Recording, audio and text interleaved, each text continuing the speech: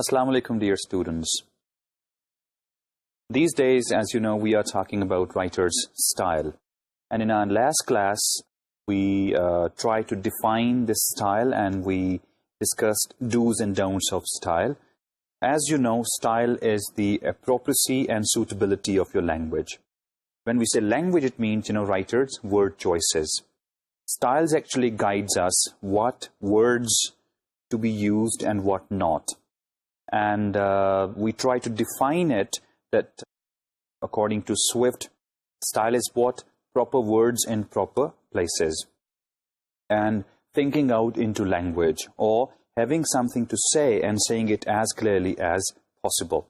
And then we discussed, guidelines for conveying a good message that delete needless words and then use more verbs and less adjectives, and beware of your special words. And, then, we talked about, there is no need to overstate and use signposting more and more, which can be visual or verbal. So these were the 5 principles to follow as do's of style.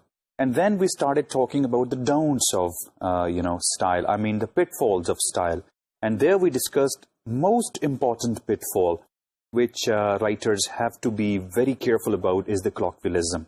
When we start writing the way we read, our word choices, I mean, colloquial or spoken word choices, when they creep into our written word choices, or our spoken structures, become part of our written structure. And there, of course, writers make mistakes and they make their writing, frankly speaking, not the way it, should be. And then we talked about, circumlocution. And I told you circumlocution is what? This is, loose expression, or, too much for too little, wasting your words for very small idea, not having proper word for proper situation or proper place. Or you can also take it this way, that using too many words when a few can do. Or you can say those writers who do not have word substitutions, I mean one word substitutions, of course they usually become victim of this circumlocution. Circumlocution, who uses? Of course, as I said before, that politicians and government officials, they try to use it.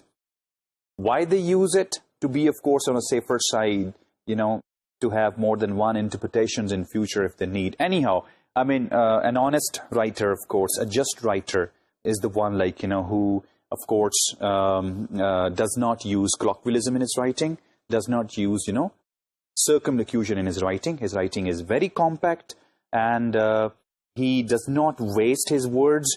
He has, very careful, very, very eclectic, selection of, words. And they are power words, they are active words, and they are not handicapped. They can stand alone, and they can convey with the ideas without the help of any extra, words to go with them. Now, let's move towards our third pitfall, which is ambiguity. Now, ambiguity actually means double, you can say double speak. When I say double speak, it means words in your sentence which can convey 2 opposite meanings or more than one meaning. As you know, that whatever word we use, whatever structure we use, it should convey, of course, one meaning. I mean, meanings in my mind should be the meanings in your mind. When there will be ambiguity in our sentences, in our words, what's going to happen? Maybe the meanings in my mind are not the meanings in your mind. And of course, there will not, communication, of course, will not happen. So make sure the words which you choose, make sure the structures, which you choose, they should facilitate your readers in finding out the meanings, not confusing them. Now, this ambiguity can be of different types. 2 major types are semantic ambiguity and syntactical ambiguity. Now, semantic ambiguity means you are using such words where meanings are the problem. I mean, such words you're using which can have more than one meaning, number one.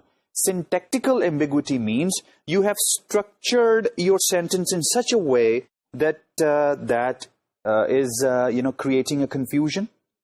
So keep in mind, I'll show you, of course, examples, and then I'll refer back again to, the same syntactical and, semantic ambiguity. Semantic ambiguity means where meaning's the problem. Syntactical ambiguity where structure is the problem. Now, if I give you a sentence, which, if you remember in the last part of my previous lecture I gave, when she put the pitcher on the glass top table, it broke. Now, in this sentence, we find that it is one word which can, go back to glass top table also, which can go back to, the pitcher as well. So, it is creating an ambiguity that it's not clear actually what broke, right? So, this is actually semantic ambiguity, that it can go to pitcher also, it can go to glass top table also. So what we do actually at the place of it, we can concretely, mention that very thing, which broke. Like when she put the pitcher on the glass top table, let's say the glass top table broke. So this is how, we can get rid of ambiguity in our sentence. Then I shared with you one example that, let's say, Mary said to her sister that the fault was hers. Exactly the same way, hers is a word which can, relate itself to Mary and sister also. So this sentence is also not clear whose fault it was. Dear students, we have to use words, we have to use structures only for one purpose. The purpose behind is effective and meaningful communication. Therefore, use words which are concrete and powerful and active, and they convey, of course, one single idea, and use structures in such a way, revise your structures in such a way that, no chance at all for double speak or for double meanings or ambiguity. I have enlisted a few more examples to make my point very much clear, that what to do and what not to do, towards ambiguity. If you come back to the slide, you can see I have given you two versions, like example 3 I'm talking about. Let's go through it. The Minister of Agriculture requires eggs to be stamped with the date when they are laid by the farmer. Now, if you see this sentence, of course, it's quite funny. The Minister of Agriculture requires eggs to be stamped with the date when they're laid by the farmer. Now, in this sentence, we see it's not, of course, semantic ambiguity. It's more of syntactical ambiguity in the sense that we are saying with the date when they're laid by the farmer. I mean, sentence is telling us as if farmers, lay eggs, which is, of course, I mean, the placement of words, wrongly structured out. So what we are going to do is actually perhaps change the word places, restructure this sentence, and then, the meanings can be, very much the desired one. If you come back and see, the Minister of Agriculture requires eggs to be stamped by the farmers with the date when they are laid. When we say by the farmer was creating problem in our sentence. Laid by the farmer or stamp by the farmer. So what we did actually, there was syntactical, structural ambiguity, and we, put by the farmer at its right place, and our sentence got corrected. One more example I can share with you for ambiguity, that your typewriter needs to be repaired badly. Now, badly is one word. Perhaps it's wrongly placed. Structure is wrong. This is again syntactical ambiguity. You have to put the word badly where it actually, suits. So, restructuring the sentence, your typewriter badly needs to be repaired. So, badly is for the need, not for the repair. So, this is how structure is, out of this ambiguity. One more example. This morning, I shot an elephant in pajamas. In this sentence, who was wearing pajamas? I was wearing pajamas or elephant was wearing pajamas?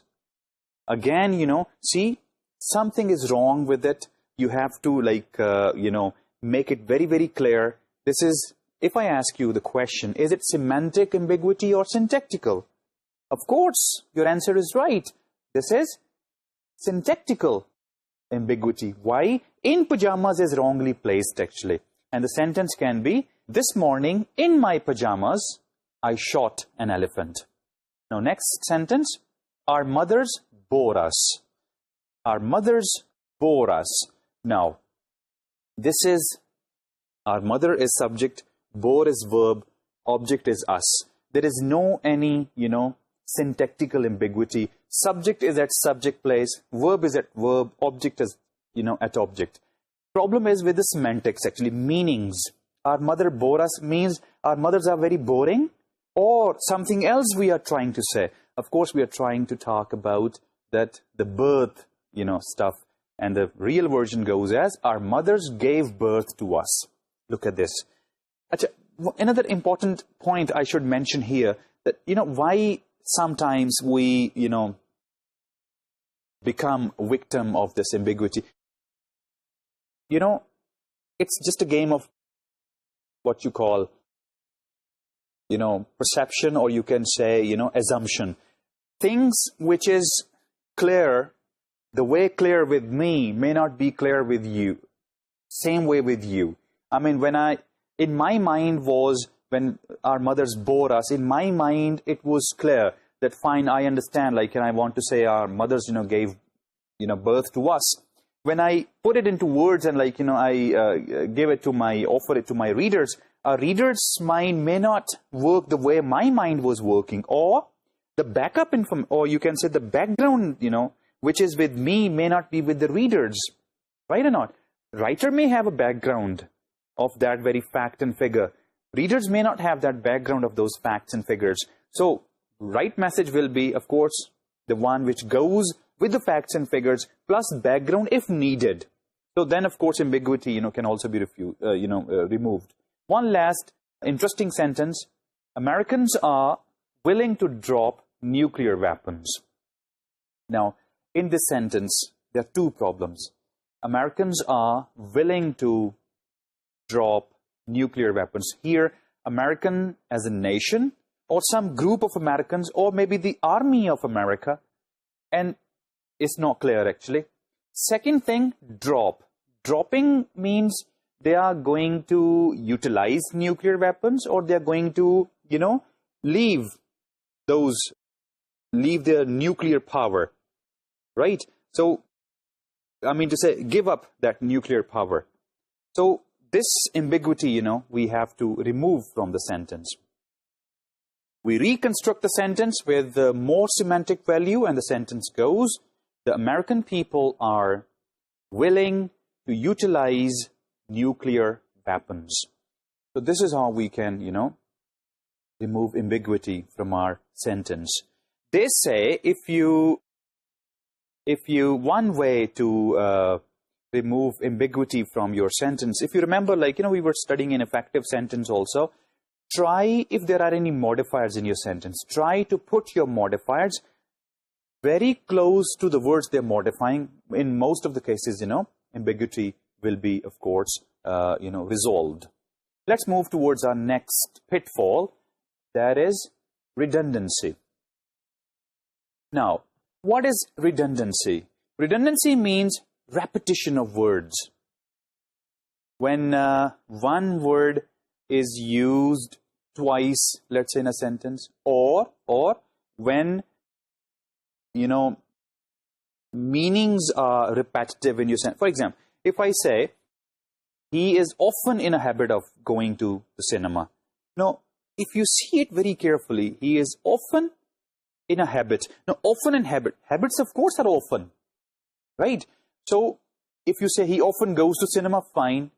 This sentence will be fine. Or if you say he is in a habit of going to cinema, that's also fine. But when you put often and habit together, that becomes, a pitfall, which we say redundancy, that there is a repetition of ideas in your, sentence. So, we can also say redundancy means unnecessary words. So, remove the unnecessary word. If I say morning and AM together, again, it will be redundancy. If I say you know, restore and back. Restore and back will be again redundancy. So we have to use one word to convey, that meaning. Unnecessary words, can be shown the way out, of course. For your analysis, some examples. Like if you see the third sentence, John has been quite ill for a really long time. Quite ill and really long time. Now, quite and really, these two words have to be taken out, and the sentence will be, John has been ill for a long time. Quite and really, this will be, redundancy. Going back, Susie is a good teacher who makes a significant impact on her students and faculty. Now, its better version can be, Susie is a talented teacher who makes an impact on her students and faculty. Significant. It was significant impact. So what we did actually, good, we intensified more as talented. When something is talented, then there's no need to use, an adjective. Second adjective as significant impact. Talented's impact, the word impact is more than enough. Why? Talented teacher is always have, significant impact. So there is no need to use, a double intensifier. Going back to the next example, Michael Jordan was the best basketball player ever. Jordan was slam dunk master. And its better version is, basketball star Michael Jordan was the best basketball player ever and slam dunk master. And one more example, John found the job to be easy, and Jen also thought it was simple. Mike completed the job without difficulty too. Now, here in this sentence, you see there are three actors, and they have the same feeling about the job. Whereas what we did actually, we used separate verbs. When action is same of the three actors, then what's the point of, trying different verb for three different actors? So the best thing would be, mention the three actors together as a compound subject and use one action. When action is similar, when action is same, actors are many, action is same. So compose a compound subject, put all the actors together and use one verb for them. No redundancy. For example, John, Jen, and Mike found the job to be very easy. So this is how, redundancy will be out from your sentence. Let's move ahead with the pitfalls. The next one, fifth important pitfall, is cliche. Now, what are cliche? Cliche means overused expressions, trite expressions, hackneyed expressions, stale expressions. What I said, it means such words which have been so much used by all of us that they have lost their impact, they have lost their impression, they have lost their effect. I repeat, words which have been overused by all of us. Because of overusing those words, what happened actually? They lost their impact. They are no more effective and meaningful. Please keep in mind, cliches give off feeling to your readers. If there are cliches in your writing, your whole expression becomes stale. Stale means not fresh. The crisp will be lost, and your expression will be totally, I would say, full of hackneyed and full of, trite and not fresh, vocabulary. And your reading will be, your reader especially, he will have some off, feeling. He'll have no interest in your, reading. So try not to use those cliches. In my last class, if you remember, I talked about, plain English campaign. And I, read out for you some, results of the surveys. Over there, we talked about, circumlocution and, people's opinion about. And one part of the survey was about cliche also. This survey, to refresh your memory, this survey was conducted in more than 70 countries, including subcontinent. And there were lots of questions, about plain English. Of course, plain English campaign, these are the people from UK, and they are trying to promote plain English, in offices, at home and everywhere, make your messages simpler for your readers so that, they could really understand. Purpose behind is communication, and communication is always effective when you use familiar words. And this is what actually, these plain English people are doing. They ask people, enlist most irritating and annoying cliches. And very interesting, findings were there. The most irritating, the award of the most irritating cliche was won by the expression which we use, at the end of the day. So, at the end of the day is the most irritating cliche according to people. The second most irritating and annoying cliche was, at this point of time. Third was, like. Fourth was with due respect. Now, these are 4 cliches which they said are, the most irritating, annoying one. Others, of course, I have put down onto your slide for your information, but please keep in mind, cliches are expressions which are very much overused because of this factor, because of this fact that they are overused. They have lost their effectiveness and meaningfulness. Therefore, don't use them. If you come back to the slide and see 3 sentences. The first one, Hercules was as strong as an ox. Okay, if you see this example, as strong as an ox. This is trite expression, overused expression. It has no good effect in this sentence. Second example you can see, I have to give an arm and a leg to find a parking spot during the holiday season. To give an arm and a leg. To show that something was, costly. Arm and a leg.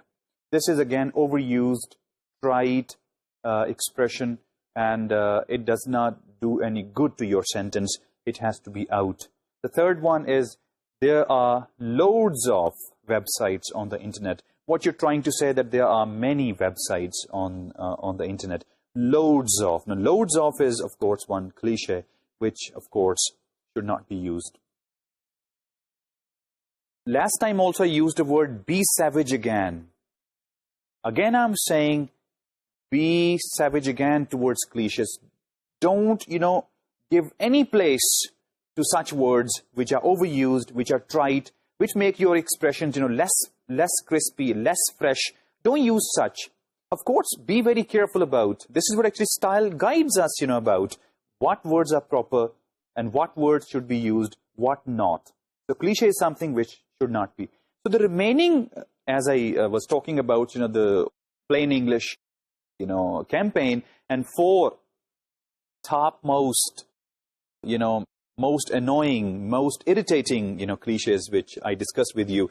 The remaining cliches, they are there on the slides. You can take a look, and you can also, note them down. Noting them down means that you are not going to use them, in your writing. If you see anyone, anywhere, just kick it out. Here you go. Now, on this slide, I have enlisted 30 cliches, which, people from 70 different countries, found out, named that these are such expressions which should not be in writing. They should not be in your expression. They should not be in your word choice. Writers' language choices should not, depend or should not have, any of these 30 words or expressions. Let's enjoy reading them. Like the first one, absolutely. Another cliche, address the issue. Awesome. Ballpark figure. Basically. Basis. Bear with me. Between a rock and a hard place. Blue sky thinking. Boggles the mind. Bottom line. Crack troops. Diamond geyser. Epicenter. Glass half or full. Now, please ask yourself, how many of these expressions are there in your vocabulary? I believe there will be many, especially the last one which I, used, glass half full or empty. Everybody, uses this. Everybody uses this and boggles the mind and bear with me, between the rock, and a hard place, devil and the deep sea, awesome, ballpark. These are such words, which you, me, everybody. As far as spoken is concerned, we don't mind, cliches you can use, of course, in speaking. But in writing, no way, no place. Kick them out. And the remaining 15, going forward. I hear what you are saying in terms of, it's not rocket science. Literally, move the goalposts, ongoing, priorities, pushing the envelope, singing from the same hymn. And the fact of the matter is, thinking outside the box, to be honest, touch base, value added. Now, these are, such words which are trite, overused, hackneyed, stale, and they spoil the freshness of your writing, the crisp of your writing. Therefore, simply show them the way out. Kick them out. Don't use them. Now, let's move towards our next pitfall, that is euphemism. Now, what is euphemism? Euphemism means indirect. When you try to be indirect in your saying things, when you try to be indirect in your saying things, when you fear that you will sound blunt. To avoid bluntness in your, language,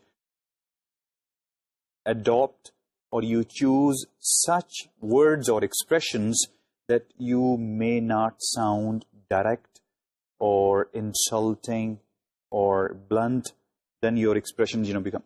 Now, this euphemism, I'm not saying that this is, totally bad or this is wrong.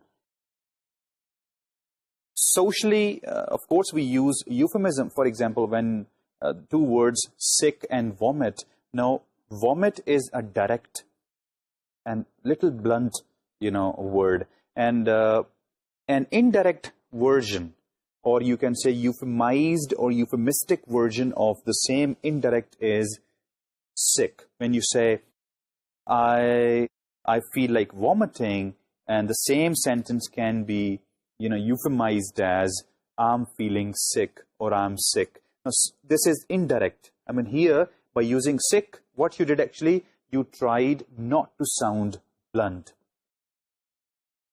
Exactly the same way when you use the word die and pass away. Die is a direct, little blunt, and pass away is more formal and it's little indirect and less, of course, or you can say not blunt. And then if you say your uncle, for example, is a puffed pipe, or he has lost all of his energy, blah blah blah, physically, you can take it this way, that your dad is, your uncle is on slow feet, for example. So when we use the word slow feet, and the slow feet thing is actually less blunt, or this is more euphemized. So this is how, we use euphemism. What's wrong about euphemism?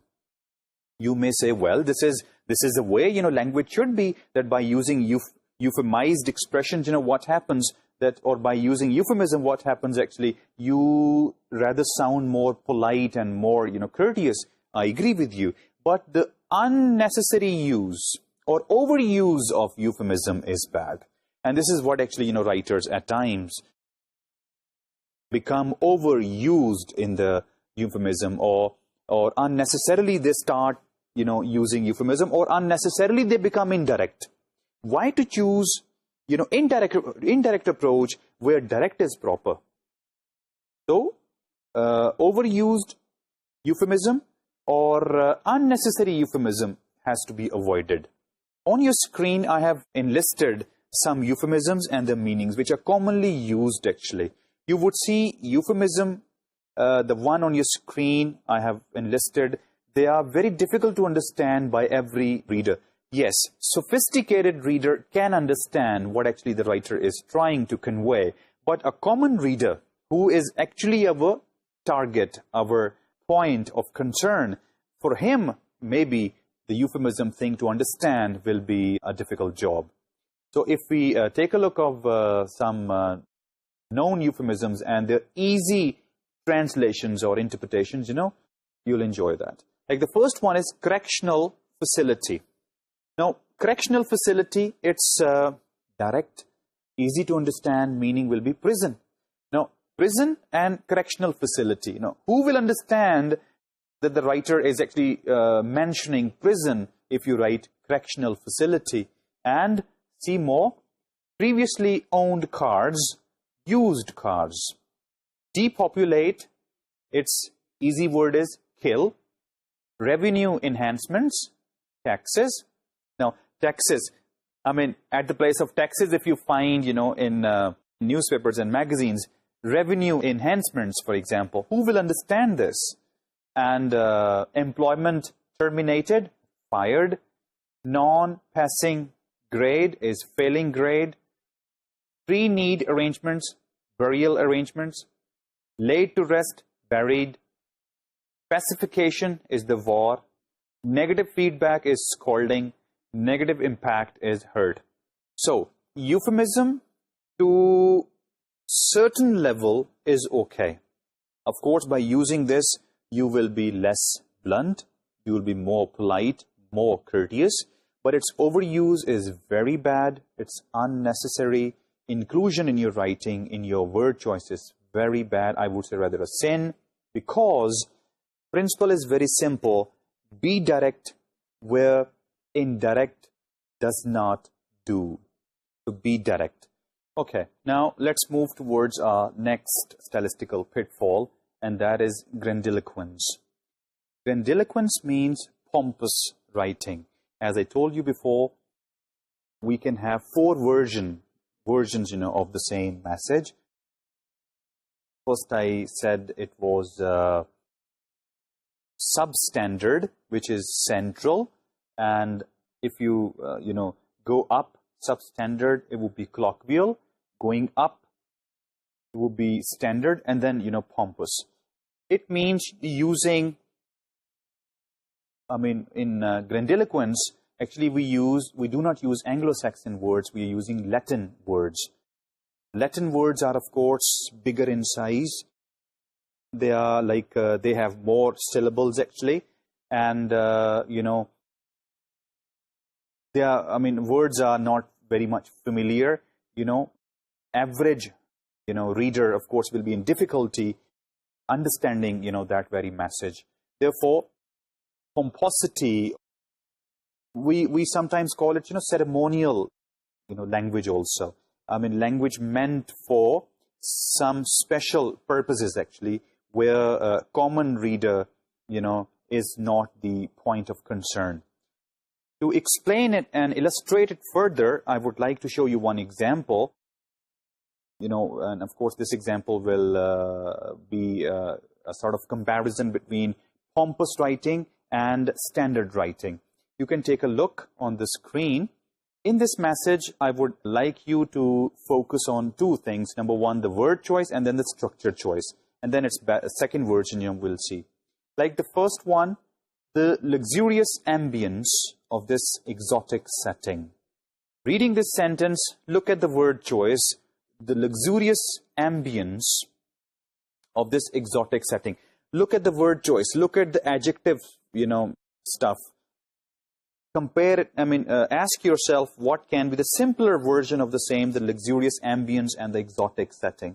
Let's continue. Which we chanced upon. Look at this word, chanced upon. During our desultory peregrination south along the Amalfi coast, is found in the guests seem to be on a nuptial holiday, whether the 1st or the 25th. The place had a number of luminaries who were not at all condescending. Among the distinguished guests was a producer with his entourage who came in from the palatial yacht and dined at the hotel. If you see this version, which I read it for you, Words, they are very much ostentatious, very much colorful, very difficult to understand. They are not familiar, They are not even mono or bisyllabic. Most of them are more than even trisyllabic, words, which we call as hard words.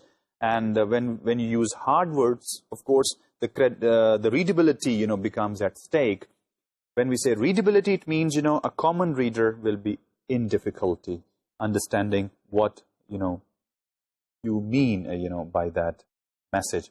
Now, if I read for you the second version of the same pompous writing, you would be amazed, actually, that what, writer was trying to say through pompous entries. Let's take a look. All the guests seem to be on honeymoons, whether 1st, 2nd, or 25th. See, in the sentence, now let's see its, better version, which is, of course, not pompous, standard. When we are changing, our writing from pompous to standard, what we are doing, actually, of course, two changes mainly we are bring about. The first one, we are going to change our words from, technically speaking, from Latin to Anglo-Saxon. In other words, words which are hard words, we're going to change them into, familiar words, easily, understandable by everybody. Second important thing, will be changing our structure, simplifying our structures. If sentences, which are, let's say, more than, let's say, 30 words, roughly speaking, then we'll, of course, split our sentences. If all the sentences are going to be of the same size, then, of course, we will bring variety in by introducing small, medium size, and big sentence at the same time. So, two, areas are going to, gather our attention. Word choices to be familiar, sentence to be small in the length, so that, we could easily understand. And same difference, you will find in these two versions, in pompous and in standard. Let's now read standard thing, and to have an idea that, how to bring ourselves, down from the pompous entries, the grandiloquence, down to standard one, which are all readers, me and you both, we can understand our messages, very much easily. And of course, the objective behind is effective communication. And pompous writing or pompous words, sometimes, they become, rather most of the time, they become wall between your writer and reader. So let's demolish this, stuff. On the slide, if you go, all the guests seem to be on honeymoons, whether 1st, 2nd, or 25th. In the sentence, you don't find any difficult word. The crowd, primarily Italian, British, German, and American, was sophisticated and decidedly unsnobbish. Do you find any difficult words so far? Of course not. Sentences are small, words are more familiar. And then there were even a few celebrities on view. Full stop. Such a small sentence. A famous producer, his wife, and friends stopped by for dinner, while the chartered yacht lay anchored in the harbor. Two well-known actors arrived the day we left. Another star was there, but for some reasons stayed in her room most of the time. Nobody asked for autographs, probably too busy having their own good time. I bet that if you, share these two pieces to an average reader, the first is going to totally confuse him. Even if you give it to an educated reader, he would say, what a nonsense, like such a message giving to, or, publishing for our, readers and expecting them that, they would give constructive feedback on. Of course not. Second one is a standard. That's a better choice, better structures, better words. Message, of course, goes, of course, across and effectively and, of course, meaningfully. Let's now move towards our next pitfall, which we are going to, of course, avoid. And that is excrescence. Excrescence, very simple thing. It means awkward and bankrupt words. If there is any word which is not conveying any idea in your sentence, that is bankrupt, that is, awkward, simply remove that. If I give you an example, we have received your order for 2 lawn mowers and will send same by rail. its better version is, we have received your order for 2 lawn movers and will send them by rail tomorrow. Now, in the previous version, the word same was bankrupt and awkward. It wasn't, conveying any, meanings. And in the second, version, you see, we use the word them. Now, them's antecedents were lawn movers. So, we are going to send the lawn movers. In the previous one, same, we used as a reference word, and which was referring to nothing actually in the sentence. And then we replace same by them, and them actually means, lawn movers. So such words which are awkward, which are bankrupt, they do not add meanings to our sentence, simply remove them. One more example. We are instituting many meaningful changes in the curriculum. Here, the word meaningful is bankrupt, and we are replacing this meaningful by significant ways. So this is how, excrescence can be, removed from our sentence. Next comes, inseparables. Inseparables are, such expressions which we always use in pair or in group. Like, for example, chop and change. Such expressions, should not be used in our writing. Rather, we should prefer one concrete word over inseparables. Why we call them inseparables? Perhaps because you cannot separate them. I mean, if the expression is chop and change has some specific meanings, but when you break them into two, for example, chop separate and change separate, and when you use the word chop, perhaps chop is not conveying or cannot convey what exactly you mean by or mean from chop and change. Therefore, try to avoid, inseparables.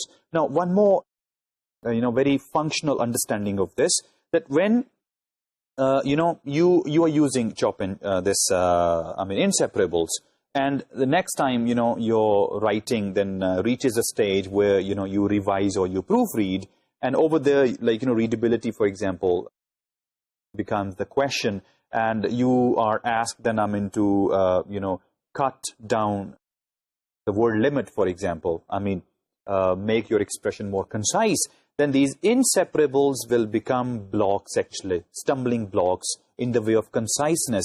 Conciseness means, less number of words, but you have used, let's say, some idiomatic expressions or some inseparables. Now, inseparable, you cannot break them into two. Yes, of course, you have to kick them out from your, sentences and would be required to use one concrete word. So why to use them? Some commonly used inseparables for your attention, like the one chop and change, hook and crook, betwixt and between, shape or form, ways and means, each and every. These are some inseparables which we should not use. This is just a small list. There are 100 and many. Avoid them. Now, we are moving towards the end points of, style. And now comes another important pitfall, and that is slang. What are slangs? Slangs are short-lived words. They're short-lived. Why? Because they are words of a specialist group. I mean to say, when we say standard language, and we call it global language, standard is always global. Why we call it global? Because it contains, standard language contains, familiar words, which are, and standard words, of course, which are understood everywhere in every part of this world. Standard language is same in United States, it's same in England, it's same in, subcontinent, it's same in Australia, it's everywhere same. Whereas, this colloquial thing, for example, colloquial is less formal, less standard in not that much it's same everywhere, because some colloquials, of course, like, they change from region to region. But as far as slang is concerned, believe me, slang is totally different in different parts of the world. For example, British slangs, American slangs, Australian slangs, subcontinent slangs, they are totally different from each other. Even take the example of Australia and New Zealand. They are like, sister, countries in each other's neighborhood. But the slangs of New Zealand and the slangs of Australia are totally different from each other. Positive, slangs with positive meanings in New Zealand may be very much negative and opposite meanings in Australia. Now, look at the scene. This is, so closely located countries. How about American slangs compared with British, and these two compared with subcontinent? Totally different. That is why we say slangs are short-lived. Colloquials are not as much short-lived as slangs. Standard is not short-lived, it's long-lived actually. So when slangs are different in different regions, so why, putting your writing onto a risk? Why risking them? Why risking your writing, your message? Don't use slangs. Just for your interest, just for your understanding, I would like to read one or two, messages with loads of slangs and see, do you make any head or tail of, this message? Like the first one, saw a pretty corny movie last night. Mary Major had a part in it. A tearjerker though. Now, in this sentence, there are some slangs. Pretty is a colloquial we understand. Pretty means very. Corny. Now, corny is a slang. Do you know what is corny, actually? Movie is okay, of course, a standard word. But what is corny? You don't understand. Now, corny means old.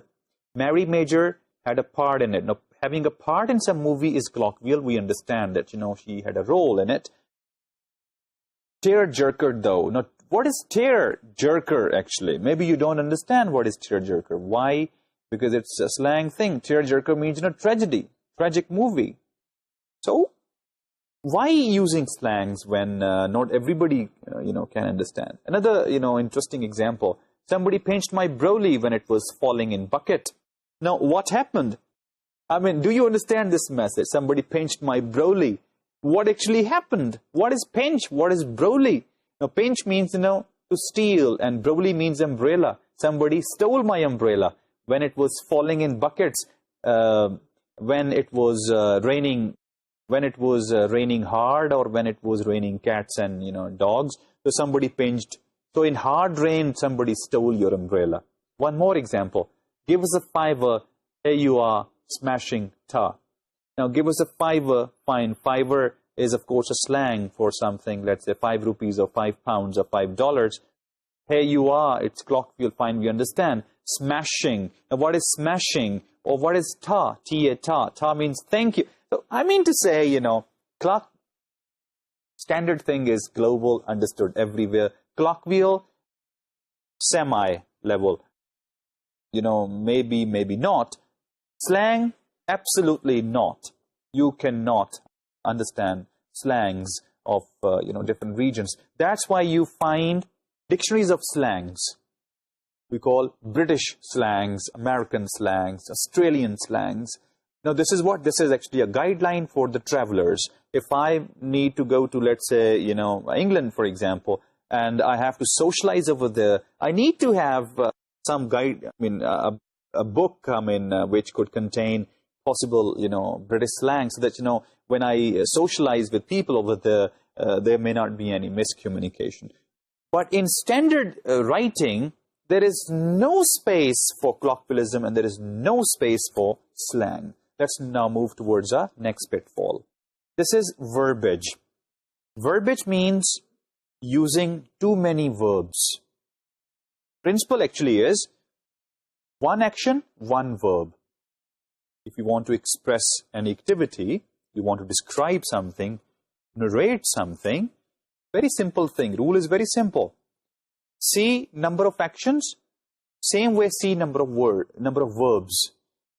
Verbiage means when for one action, just to make you understand, verbiage means when you use one action, when you use, let's say, 2 verbs for one action. This is what actually too many verbs for just one single action. So verbiage is actually a burial place, of verbs. Like, if you remember, I said use verbs more, adjectives less.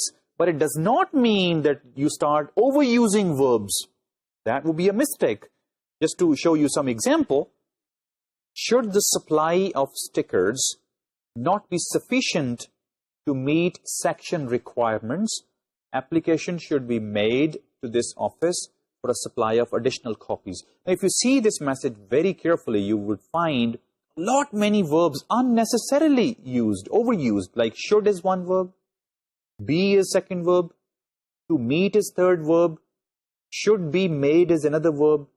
And then there are such words in this sentence which can have verb forms also. For example, supply is a noun and it can have a verb form also as supply. Section is a word which can have its verb form. Application can have its verb form apply. So this is how, in this example, you see many verbs are there which are unnecessarily used. Now, the same message we can convert into rather more compact and more direct, actually, by using one or two verbs. And the sentence goes, if you need more sticker, ask for them. You compare this. I mean, hell of a difference. In version A, useless, overuse of verbs. In version B, very, very intelligent, very, very careful use of verbs. Now, on your screen, you can see some examples of verbiage, like a few, a small number of, can be a few, in respect to, can be about, in connection with, can be again about, are of the same opinion, agree, accounted for by the fact that, this is because, take into consideration is consider, during the course of is during, and it is generally believed is many think, and it has been reported by Smith, Smith reported, and many more. Dear students, in redundancy, we say don't let your words, repeat themselves for repetitive meanings. Exactly the same way in verbiage, we study that don't use too many verbs, where one verb can do. Now let's move towards our next pitfall. This is the last pitfall, which we call the suffix wise. Look how we construct words. Now you know that. You studied in word choices with the dictionary skills that a word has, prefix and suffix. Prefix means, starting, and suffix means, ending. Alphabet we add and we construct, our, words. So there is one wrongly used, suffix, that is wise, W-I-S-E. Just to take a look on a screen, like tax-wise, money-wise, price-wise, road-wise, business-wise, news-wise, discipline-wise, career-wise, weather-wise, salary-wise. Now, this is the misuse of this suffix wise. Don't do that. This is another, pitfall which we need to avoid. Dear students, this is the end of our, style, guidelines, and pitfalls. We talked about, in this lecture and the previous one, how to choose words. What are the writer's word choices? And we said words have to be proper for proper places. And we said that, writers, they have something to say and they should say it clearly and concisely. And then the 12 pitfalls we studied, and some of them, were like, colloquialism, circumlocution, ambiguity, redundancy, grandiloquence, verbiage, slangs, and, many more.